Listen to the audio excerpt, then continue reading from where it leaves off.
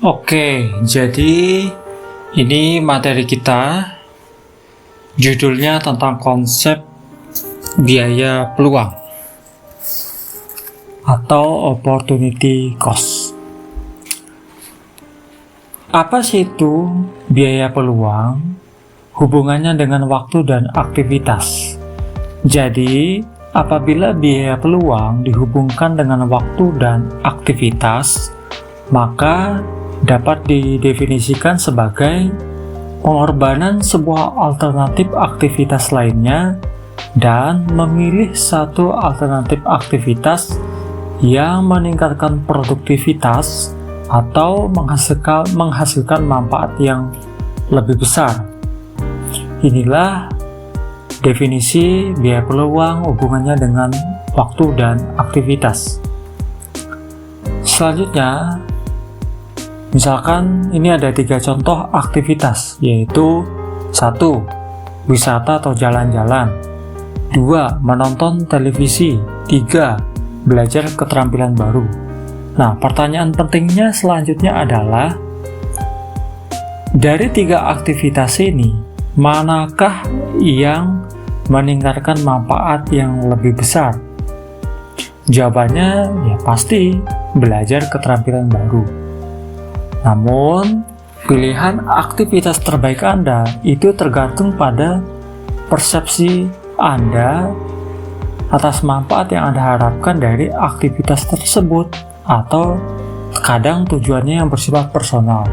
Maksudnya adalah, misalkan, kalau Anda ingin emosi Anda menjadi positif, ya hati Anda menjadi lebih positif, ya, maka pilihan yang terbaik adalah bisa berwisata atau jalan-jalan. Atau misalkan Anda sukanya ingin meningkatkan produktivitas, maka pilihan yang terbaik adalah belajar keterampilan yang baru. Jadi, mana aktivitas yang bermanfaat, yang tergantung pada persepsi atas manfaat yang Anda harapkan dan juga tujuannya yang bersifat personal. Kira-kira seperti itu definisi hubungan biaya peluang hubungannya dengan waktu dan aktivitas. Selanjutnya adalah tinjauan teoritis tentang biaya peluang. Di dalam ilmu ekonomi, untuk memahami biaya peluang secara lebih baik, kita menggunakan yang namanya kurva kemungkinan produksi. Nah, apa sih ini maksudnya? Jadi, biaya peluang atau opportunity cost adalah besar pengurangan satu unit produksi barang tertentu untuk meningkatkan tambahan produksi barang lain. Sedangkan kurva kemungkinan produksi atau production possibilities frontier atau kurva kemungkinan produksi atau kurva batas kemungkinan produksi, ini adalah kurva yang menunjukkan batas maksimum dari tingkat produksi yang dapat dicapai oleh suatu masyarakat dengan menggunakan seluruh faktor-faktor produksi. Nah, inilah definisi biaya peluang dan kurva kemungkinan produksi. Nah, apa sih itu faktor-faktor produksi? Jadi, faktor-faktor produksi ini dapat didefinisikan sebagai benda yang disediakan oleh alam atau benda yang diciptakan oleh manusia yang digunakan untuk memproduksi barang dan jasa. Misalkan, sumber daya alam, tenaga kerja, teknologi, modal, uang, dan sebagainya, kewirausahaan. Semuanya itu termasuk dengan faktor-faktor produksi. Kira-kira seperti itu. Nah, untuk memahami biaya peluang dan kurva kemungkinan produksi ini lebih baik, maka kita menggunakan pendekatan contoh 2 jenis barang. Yaitu di sini ada barang industri dan juga barang pertanian, dan juga ada gabungan faktor produksi yaitu A, B, C sampai F.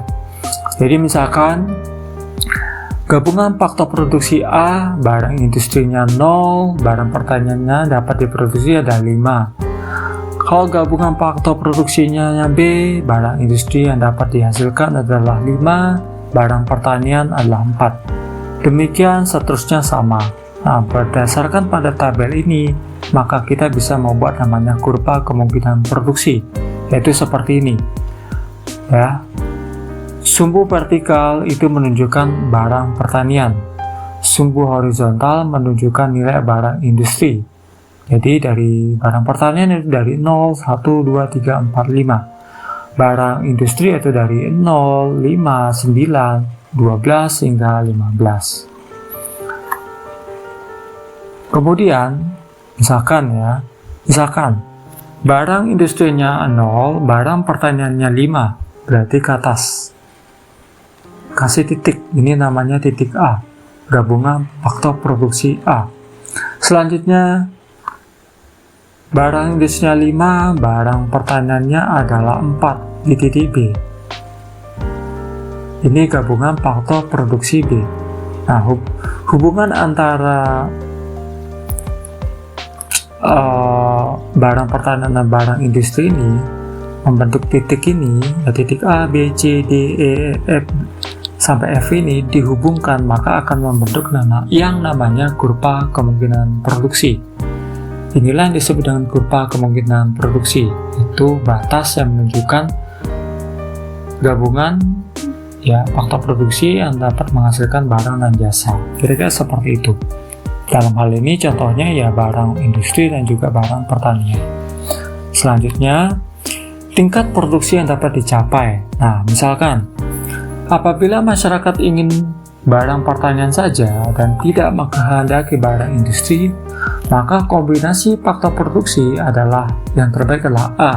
Sebaliknya, kalau masyarakat ingin barang industrinya saja dan tidak menghendaki barang pertanian, maka ya faktor produksi yang terbaik adalah F. Tapi di dalam ekonomi biasanya masyarakat ingin memperoleh barang pertanian, juga mau juga barang industri, maka kombinasi faktor produksi yang terbaik adalah B, C, D, dan E. Mari kita lihat. Nah, misalkan masyarakat tuh maunya barang pertaniannya saja dan tidak mau barang industri, ya pasti kombinasi yang terbaik adalah A.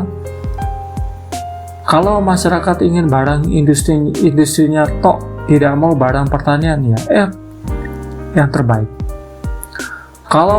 Tapi karena di dalam perekonomian masyarakat mau jenis barang, kedua barang ini, mau industri, mau barang pertanian, maka kombinasi yang dapat dipilih adalah ada B, C, D, E, kira-kira seperti itu. Selanjutnya, membentuk kurva kemungkinan produksi. Nah, gambar 3.1. Sumbu tegak menunjukkan nilai produksi barang pertanian dan sumbu datar menunjukkan produksi barang industri. Setiap titik pada kurva A, B, C, D, E, dan F menggambarkan gabungan produksi barang pertanian dan barang industri yang akan diproduksikan apabila faktor-faktor produksi sepenuhnya digunakan. Sebagai contoh, titik C menggambarkan perekonomian itu hanya mampu menghasilkan 9 barang industri dan 3 barang pertanian apabila faktor-faktor produksi sepenuhnya digunakan. Kurva yang digambarkan melalui titik A, B, C, D, E, dan F dinamakan kurva kemungkinan produksi atau batas kemungkinan produksi. Yang kurva ini menggambarkan batas produksi yang paling maksimum yang dapat diproduksi dalam perekonomian. Nah, mari kita lihat. Misalkan ada titik C. Berarti titik C ini menunjukkan bahwa barang pertanian yang dapat diproduksi adalah 3, barang industri yang dapat diproduksi adalah 9. Misalkan titik B, barang pertanian dapat diproduksi menunjukkan 4, barang industri 5. Demikian seterusnya sama. Nah, titik-titik A, B, C, D, E, F ini dihubungkan, maka akan membentuk yang namanya kurva kemungkinan produksi. Kira-kira seperti itu. Nah, selanjutnya pertanyaan pentingnya adalah dengan menggunakan biaya peluang, Ya, berapakah jumlah produksi barang industri yang harus dikurangi apabila produksi barang pertanian dinaikkan dari 0 ke 1 unit? Ingat, ini tujuannya adalah naikkan barang pertanian menjadi 1 unit. Maka barang industrinya yang harus dikurangi berapa? Ternyata barang industri yang harus diturunkan atau dikurangi adalah produksi dari 15 ke 14 unit, yaitu pengurangan sebanyak 1 unit. Sebaliknya, apabila produksi barang pertanian ingin ditambah 1 unit lagi, banyak barang industri yang harus dikorbankan yaitu 2 unit, atau produksi harus diturunkan dari 14 menjadi 12 unit. Demikian seterusnya sama. Jadi maksudnya begini, misalkan kita ingin meningkatkan barang pertanian menjadi 1 unit, nah dari 0 menjadi 1 unit. Berapa sih barang industri yang harus dikorbankan? Ternyata ada 1 unit, yaitu pengurangan dari 15 dikurang 14, 1 unit. Barang pertanian mau ditambah lagi menjadi 1 unit, yaitu menjadi 2 unit barang pertanian. Berapa barang industri yang harus dikorbankan? Yaitu 2 unit, yaitu dari 14 dikurang 12. Demikian seterusnya sama.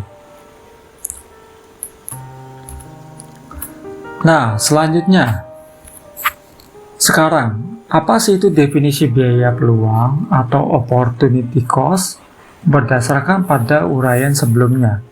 Jadi, dalam uraian sebelumnya menunjukkan bahwa apabila suatu barang dalam barang itu adalah barang pertanian sudah semakin banyak, maka biaya kesempatan atau opportunity cost, penurunan barang produksi barang industri untuk memperoleh 1 unit tambahan barang tersebut semakin besar. Jadi misalkan barang pertaniannya sudah semakin banyak, maka opportunity cost-nya itu penurunan barang industrinya itu akan semakin berkurang. Ya, kira-kira seperti itu. Jadi sehingga opportunity cost bisa didefinisikan sebagai besar pengurangan 1 unit produksi barang tertentu untuk meningkatkan tambahan produksi barang lain. Keadaan ini disebut dengan hukum biaya kesempatan atau biaya peluang atau opportunity cost yang semakin meningkat, increasing opportunity cost. Sebagai akibat biaya kesempatan yang semakin tinggi tersebut, maka kurva kemungkinan produksi selalu berbentuk cembung keluar apabila kita lihat dari titik asal atau titik nol. Kita lihat. Nah, apabila kita lihat dari titik nol, titik origin, titik asal ini, ternyata bentuk kurvanya itu cembung keluar dari titik nol. Inilah yang disebut dengan kurva kemungkinan produksi. Nah, sekarang kita akan memahami gimana sih cara kita mengimplementasikan biaya peluang ini dalam kehidupan sehari-hari atau dalam kehidupan bisnis. Misalkan begini. Misalkan di sini ada 5 jenis produk. Ya, produknya ada A, B, C, E, dan E. Kemudian, setiap produk ini terdapat data penjualan. Jadi misalkan produk A penjualannya sebanyak 100 unit, B 200 unit, C 300 unit, D 400 unit, E 500 unit, sehingga total kuantitas penjualannya adalah 1500 unit. Nah, berdasarkan pada data ini, pertanyaan penting selanjutnya adalah kira-kira berdasarkan data ini mana yang berkontribusi sangat besar terhadap tingkat penjualan? Ternyata yang sangat besar adalah produk E. Yang sangat kecil tingkat kontribusi terhadap penjualan adalah A, yaitu hanya 100. Ya, yang berkontribusi terhadap pendapatan itu hanya yang paling kecil, yaitu produk yang hanya 100 unit. Nah, berdasarkan pada data ini, selanjutnya kita bisa menggunakan biaya peluang. Jadi, Dengan menggunakan biaya peluang, sebaiknya kita harus meningkatkan produksi barang E dan menurunkan produksi barang A atau tidak diproduksi lagi. Kenapa? Karena barang A ini kontribusi terhadap pendapatannya sangat kecil. Ya, lebih baik kita tidak produksi untuk meningkatkan produksi barang E, mungkin menjadi 600 unit. Karena produk E ini kontribusinya terhadap tingkat pendapatan sangat besar.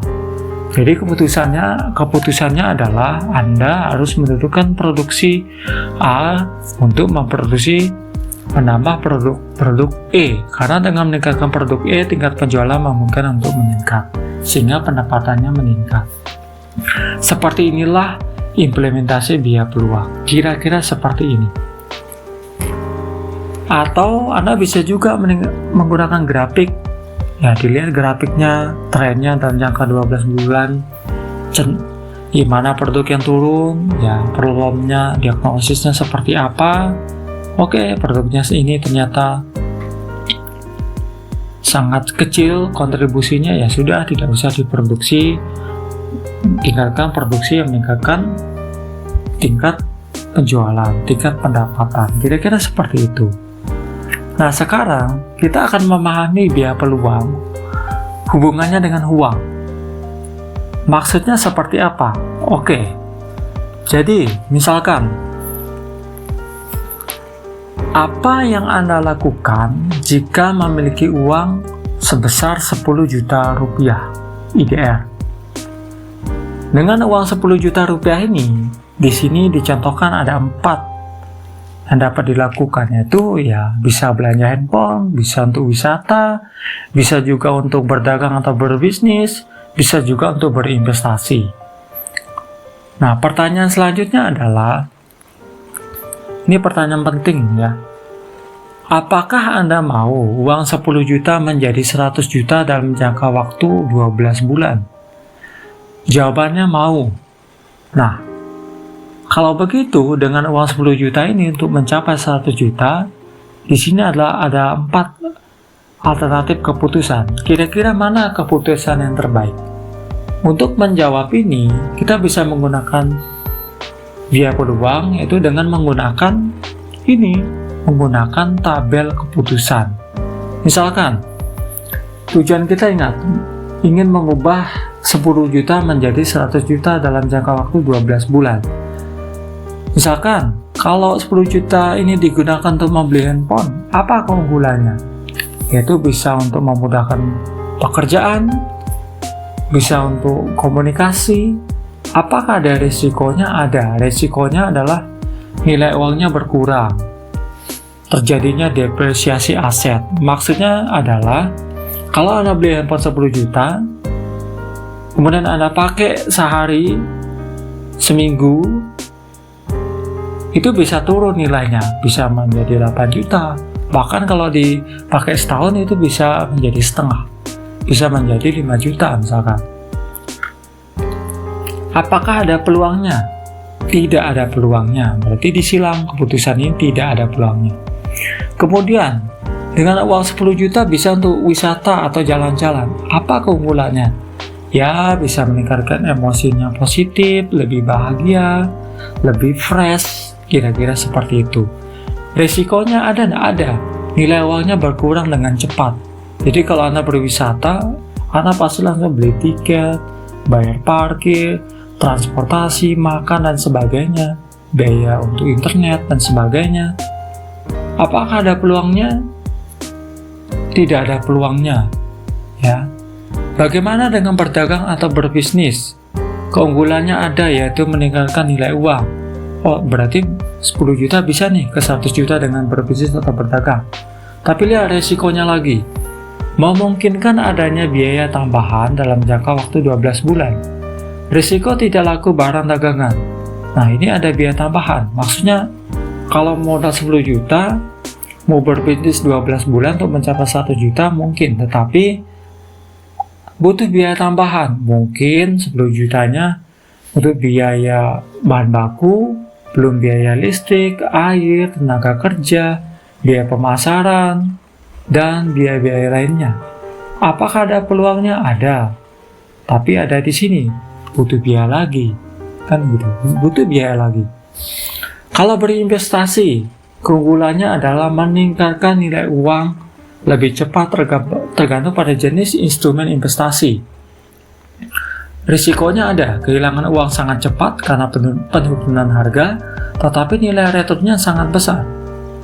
Peluangnya ada peluang yang sangat berpotensial. Perhatikan, berarti di sini ada dua jenis keputusannya, berbisnis atau berdagang. Tapi kalau kita berbisnis, ternyata 10 juta bisa nambah modal lagi nih, bisa mungkin mau menjadi 15 juta modalnya, tambah 5 juta lagi, atau mungkin tambah 10 juta lagi, karena ada biaya-biaya lainnya. Berarti ini tidak relevan tuh. Berarti berbisnis atau berdagang tidak relevan, Anda silang. Berarti keputusannya adalah berinvestasi, bisa meningkatkan nilai uang 10 juta menjadi 100 juta dan sangat berpotensial. Nah, walaupun ada risikonya, tapi dengan manajemen keuangan yang baik, Anda bisa mencapai ini. Jadi dengan menggunakan biaya peluang, keputusan terbaiknya adalah Anda sebaiknya berinvestasi, karena dengan berinvestasi dapat meningkatkan nilai uang Anda di masa depan dengan waktu yang cepat, walau terdapat risiko kehilangan uang. Namun, dengan manajemen keuangan yang baik, Anda dapat mengontrol risiko tersebut dengan lebih baik. Nah, inilah konsep biaya peluang hubungannya dengan uang. Nah, demikian materi kali ini tentang konsep biaya peluang. Jadi, semoga ini memberikan manfaat dan semoga ini bisa dimengerti. Ya, sekian dan terima kasih.